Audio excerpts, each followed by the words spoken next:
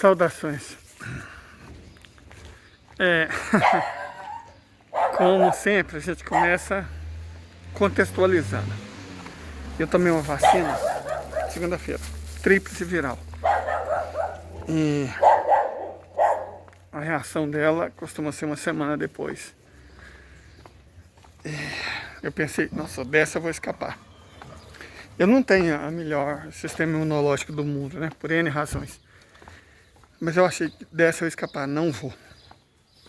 A tal febre que eles prometeram já está começando a chegar. Mas quando eu fui na Dona Mãe hoje, ela, tadinha, eu vi que ela estava muito cansada, batida.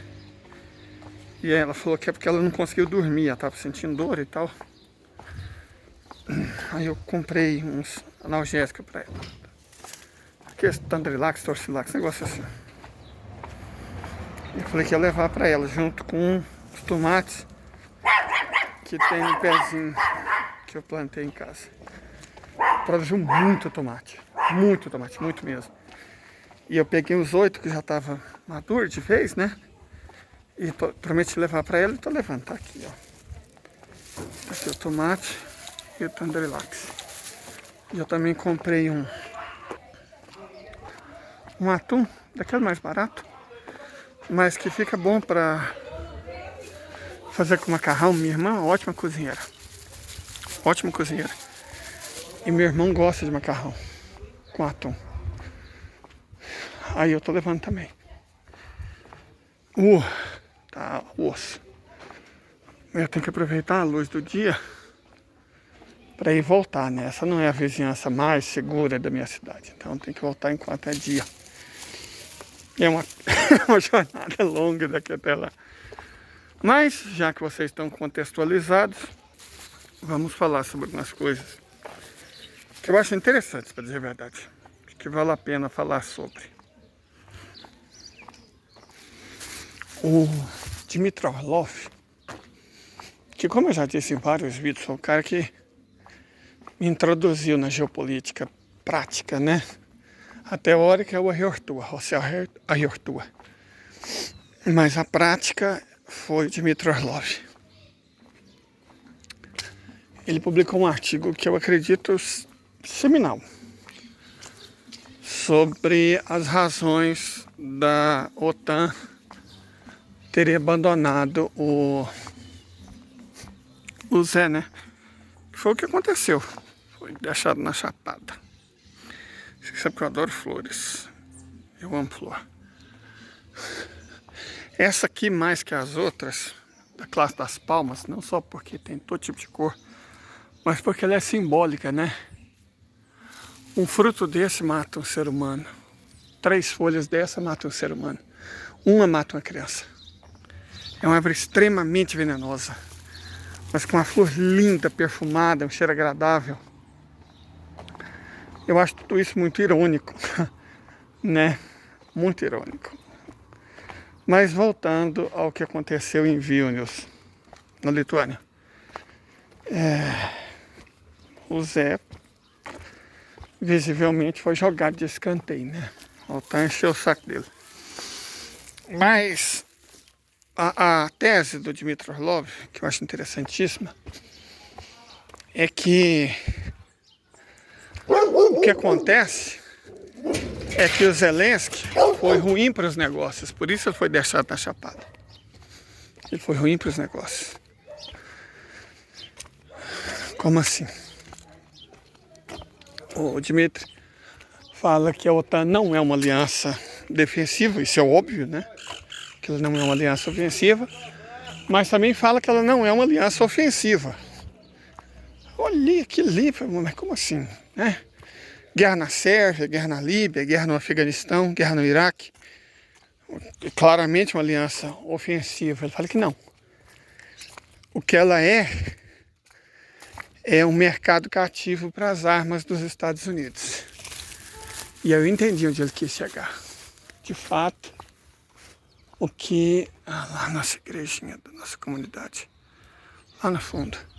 De fato, realmente, o que a OTAN é um mercado cativo para a venda de armas dos Estados Unidos. Nós falamos aqui muitas vezes que os Estados Unidos destruíram a própria indústria, certo?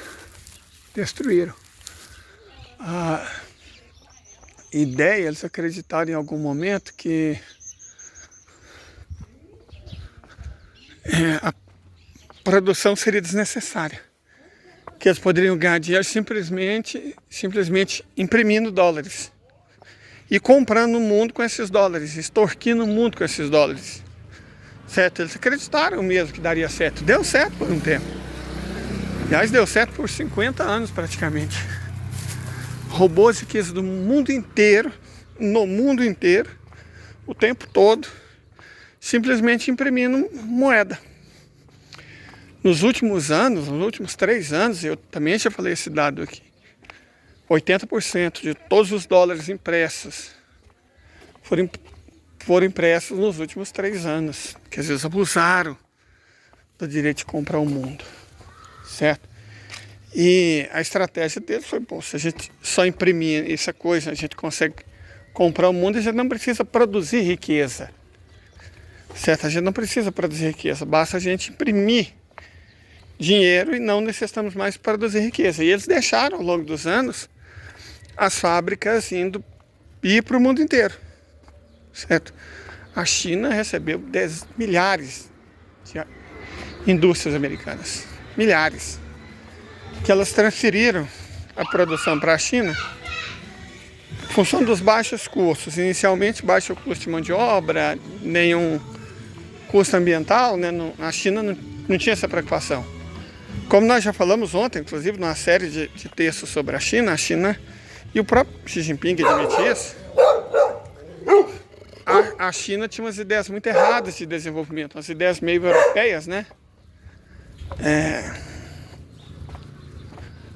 Polui agora e conserta depois, quando tiver dinheiro.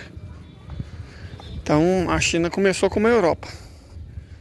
Mas, rapidamente, o Xi Jinping colocou freio nisso, certo? Rapidamente ele colocou freio nessa situação. Cara, eu tô com fome, mas eu não tenho dinheiro, eu tenho só o cartão. E o Bairro do Curió só aceita dinheiro, mas mesmo assim eu tenho o suficiente para comprar outra câmera amanhã. Que amanhã eu tenho que gravar a live, já faz, né? Eu tô sem som e o Zé não apareceu lá em casa. Eu entendi, ele trabalhou a semana inteira e, né?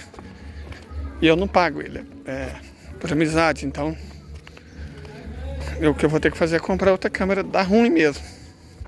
Mas eu tenho os R$30 para isso. Só que eu não posso gastar, óbvio, né? Mas vamos continuar. O fato é que os Estados Unidos montaram um estratagema que parecia perfeito. Transfere a produção para a China, Indonésia, Malásia, Taiwan, Brasil, o mundo inteiro. E cria globalização. Nós já falamos sobre isso também. A globalização é uma forma excepcionalmente interessante para eles, claro, é inteligente, de você... Olha, cara, como eu gosto de flor, e olha que loucura. A mesma árvore produz beijo branco e beijo vermelho. Mas, gente, eu não sei como é que tem gente que não gosta de flor. Então, a globalização é só uma forma de você praticar a taxa de senhoriagem feudal, né? A versão moderna da senhoriagem feudal.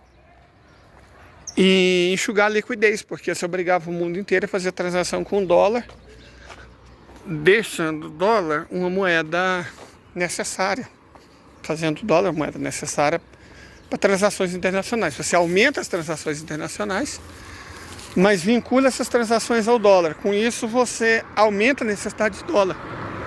Para os Estados Unidos isso foi perfeito, cara, foi perfeito, porque o mundo precisava cada vez mais de dólares e eles conseguiam imprimir dólares sem gerar inflação interna.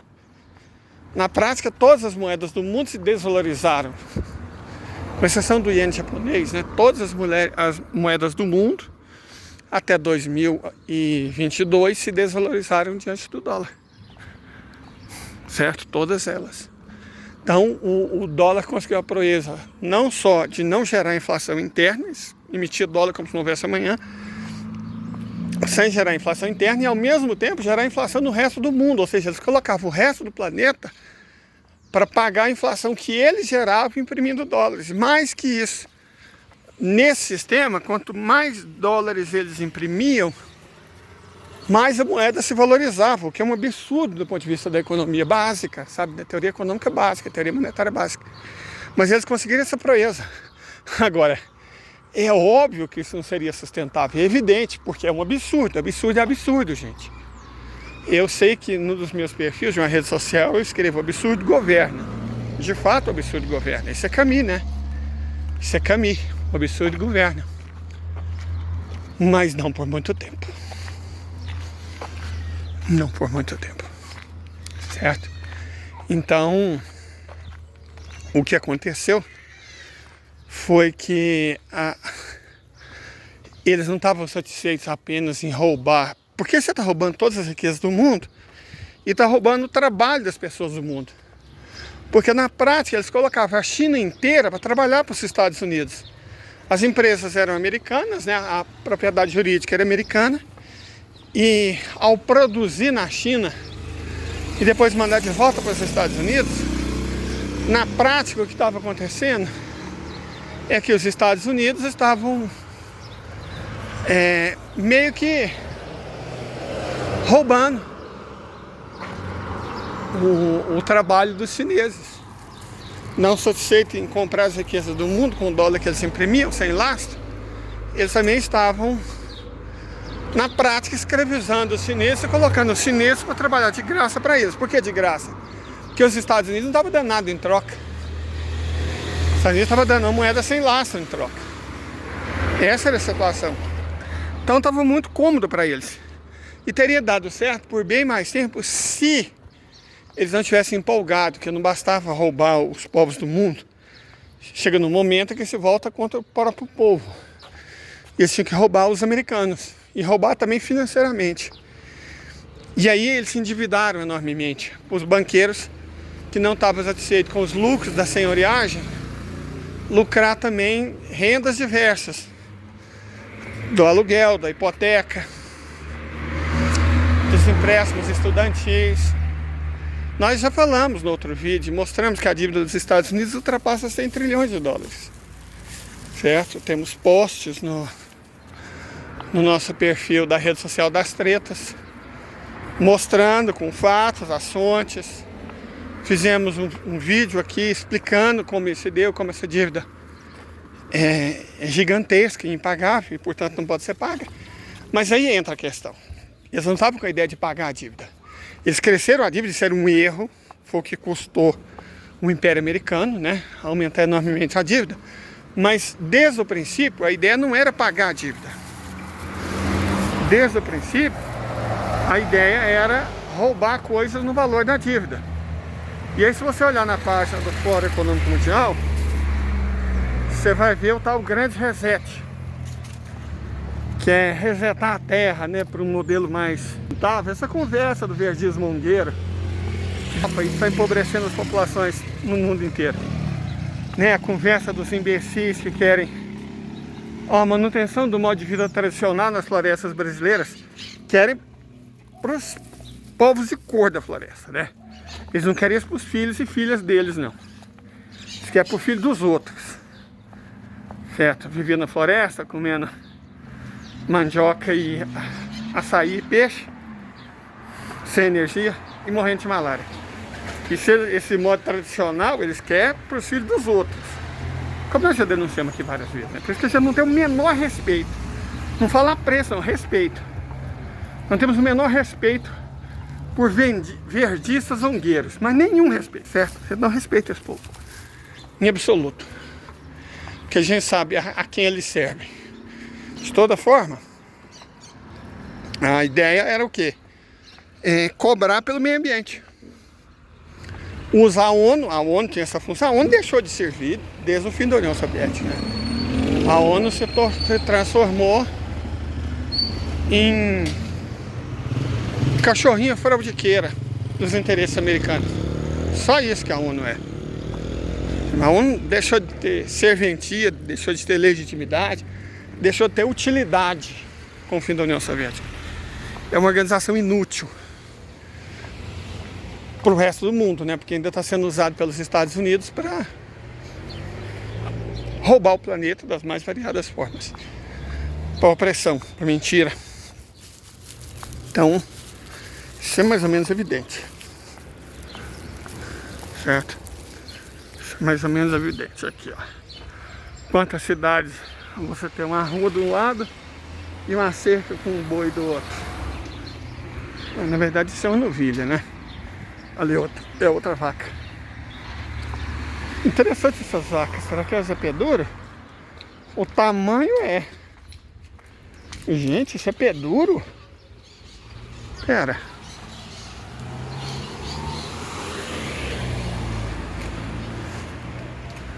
Cara, essa vaca é pé duro.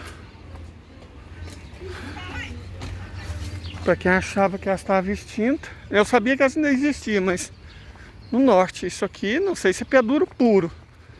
Mas é pé duro. Cara. Meu Deus, eu jurava que eu tinha visto uns Nelore aqui, lá na frente, mas eu nunca tinha visto. É pé duro. E, gente do céu. Meu Deus do céu, é pé duro goiano. Uma das raças quase extintas de gado de Goiás. Aqui um pé de pequi. Não sei se eu tanto que isso é goiano de fato. Uau! Mas voltando. O fato, nesse sentido, é que a ideia original deles era boa, pelo menos no curto prazo. Você rouba o mundo inteiro, rouba o trabalho do mundo inteiro, rouba através da taxa de senhoriagem. Então você rouba no comércio, rouba na agricultura, rouba na indústria, rouba nos empréstimos, rouba nos imóveis, rouba em tudo. O capitalismo, já explicamos isso, é a legalização do roubo. O capitalismo é a legalização do roubo, certo? O capitalismo é um sistema que legaliza roubo, pilhagem, pirataria. E seria sustentar por muito tempo. Só que, como nós dissemos, eles começaram a roubar demais do próprio povo e faziam isso do mesmo sistema que os romanos, criar uma espécie de escravidão por dívida. Então a dívida foi crescendo e crescendo e crescendo e crescendo e crescendo. Por que a dívida é interessante, gente? Deixa eu explicar isso, que às vezes fica difícil de perceber. A dívida é um instrumento muito interessante de roubo, porque ela sempre cresce num ritmo maior do que a produção. Sempre. Certo? Você tem casos muito pontuais, que a produção cresce mais com a dívida, e esses casos pontuais são vendidos como se fosse a regra, mas eles são a exceção. Certo? Modo geral, se você pega o PIB, a taxa de juros sempre vai ser maior do que o crescimento do PIB. Então o que acontece? Quanto maior a dívida, maior o percentual de uma economia nacional que a dívida cata para si. Como assim cata para si? Ela pega uma parcela do enriquecimento da sociedade e abocanha. Os bancos, os financistas fazem isso. Eles abocanham uma parte do crescimento econômico. Correto? Ficam para eles. Então, por mais que a economia cresça, quanto mais a economia cresce, na verdade, mais dinheiro os banqueiros, os financistas catam para si. E mesmo se a economia não crescer, eles continuam catando dinheiro para si. Então vai chegar um tempo em que o organismo vai definhando, como se fosse um vampiro que se alimentasse do próprio sangue. Ou um canibal que comesse os órgãos do próprio corpo. É isso o capitalismo financeiro. Certo? Ele não está satisfeito em fazer isso com os outros, igual o capitalismo comum. Não, ele faz com ele próprio. Então chega um momento em que a dívida sufoca, porque impede a respiração da economia. Ela fica num nível que se torna impagável. Correto? E isso aconteceu nos Estados Unidos. A dívida chegou a 100 trilhões de dólares por economia que produz 27 trilhões. Então é óbvio que ela não pode ser paga. Michael Hudson fala, e eu repito, uma dívida que não pode ser paga não será paga. Ok. Mas o que isso tem a ver com geopolítica? Tem tudo a ver. Porque, veja bem, a ideia do grande reset era fazer o quê? Acabar com o problema da superpopulação. A Kamala Harris mesmo vive tendo falas neomalthusianas, que a população humana tem que parar de crescer. Na verdade, muita coisa que o capitalismo desenvolveu foi para impedir a população humana de crescer. Essa epidemia de ansiedade, de depressão, de transtornos mentais, ela não é um acidente, ela foi pensada, ela é proposital. Correto? Ela é proposital. É o objetivo mesmo do sistema, é fazer isso. Correto? É fazer com que as pessoas adoeçam e considerem não ter filhos. Certo? Considerem não ter filhos.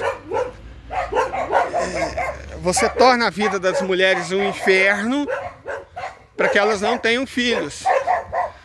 Torna os homens diabéticos.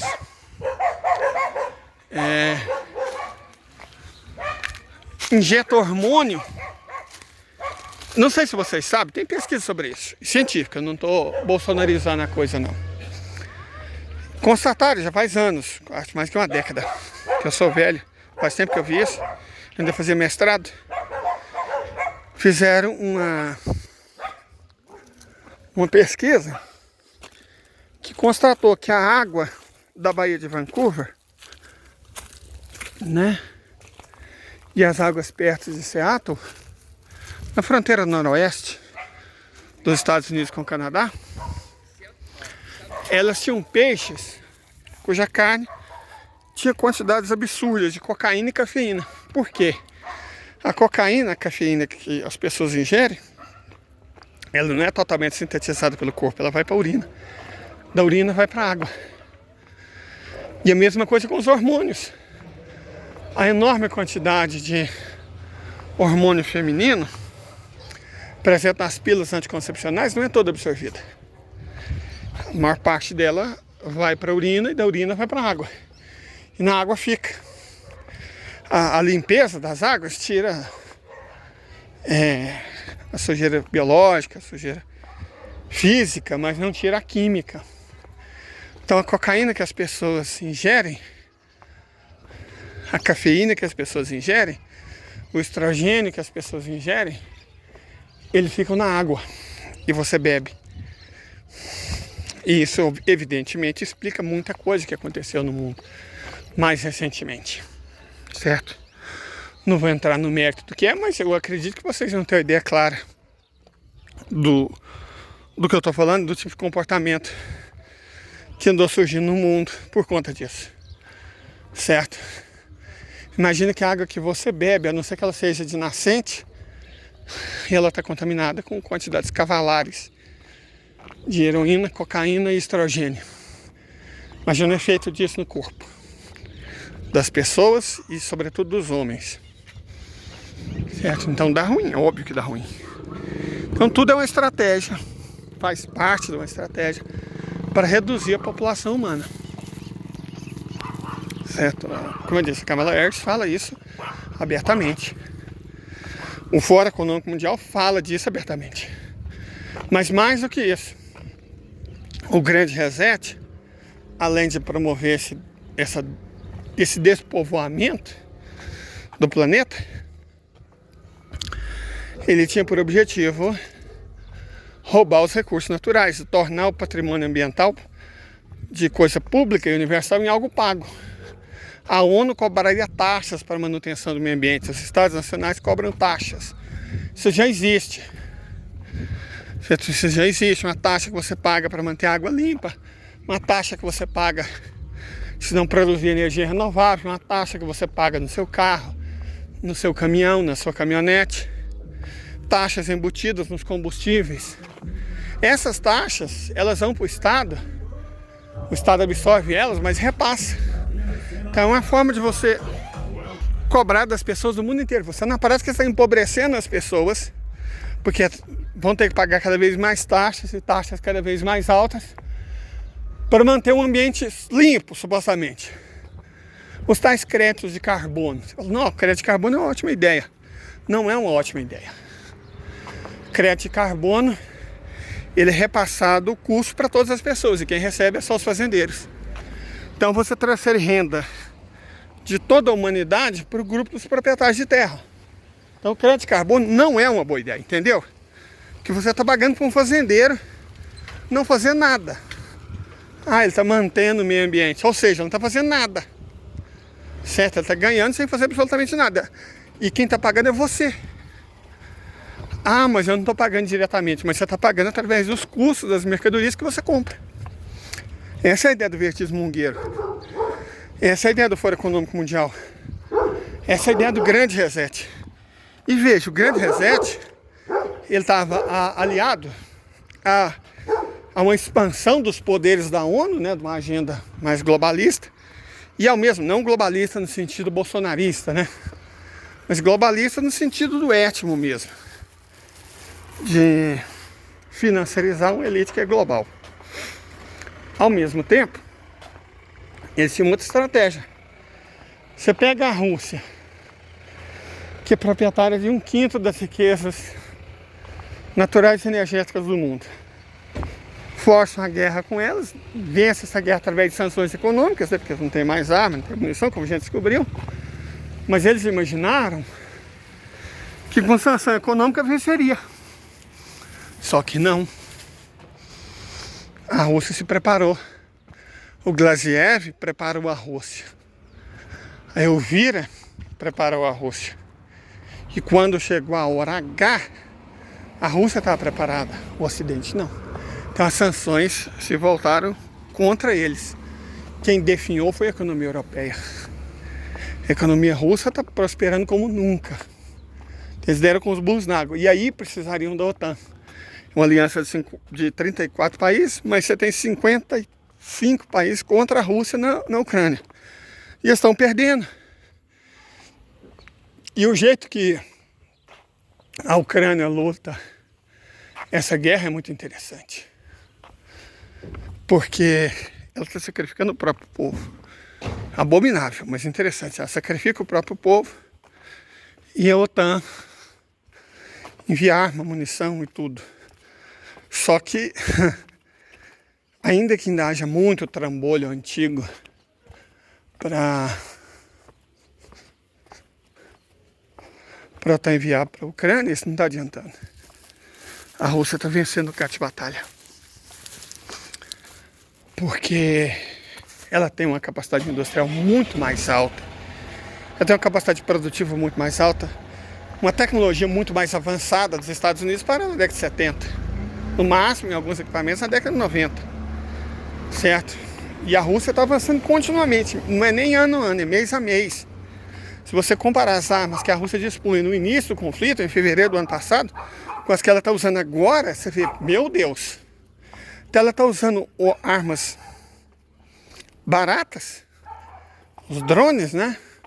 Para derrotar armas caras. Então tudo aquilo que eles estão mandando para a Ucrânia tá passando vergonha. Por isso estão se livrando do Zé. Né? Por isso estão se livrando dele. Que o F-16 é uma piada. O Patriot é uma piada. $1 bilhão que os russos gastou 1 milhão só, 1000 vezes menos, para destruir. Mandou um ataque de drone kamikaze. O sistema Patriot foi alertado, lançou mísseis, lançou os 20 de uma vez e ainda denunciou a posição. Depois, pego por satélite estacionário, foi só a Rússia, porque sabia onde as armas estavam. Mandar um quinjal e pronto, já era. Certo? Então a estratégia da federação é muito mais inteligente, muito mais eficaz. Não tem nem comparação. E isso, na prática, só envergonhou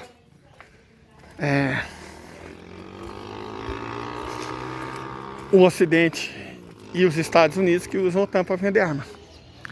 Essa é a tese do Orlov, essencialmente. E eu concordo com ela. Agora, minha família está aqui, eu vou lá entregar os bagulhos para todo mundo. Até mais, gente. Muito obrigado pela companhia.